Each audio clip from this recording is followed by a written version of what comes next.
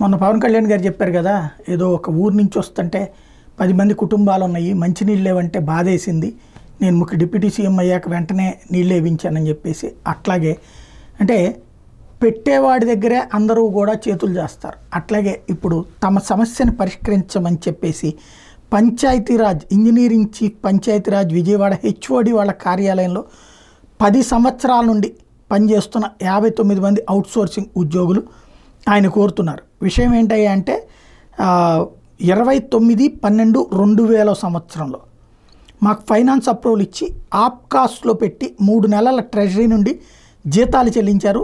తర్వాత finance అప్రూవల్ని cancel చేసి ఉన్నారు.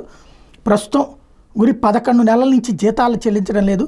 ఎన్నోసార్లు ప్రభుత్వం వారికి అర్జీలు పెట్టినప్పటికీ మాకు జీతాలు చెల్లించడం లేదు.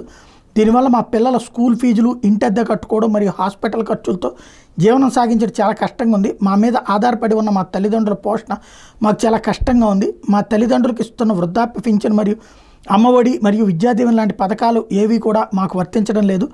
మాకు 9 నెలలకి ఒకసారి జీతాలు ఇస్తున్నారు. కారణం బడ్జెట్ ఫైనాన్స్ కంకరెన్స్ లేదు అని చెప్పారు.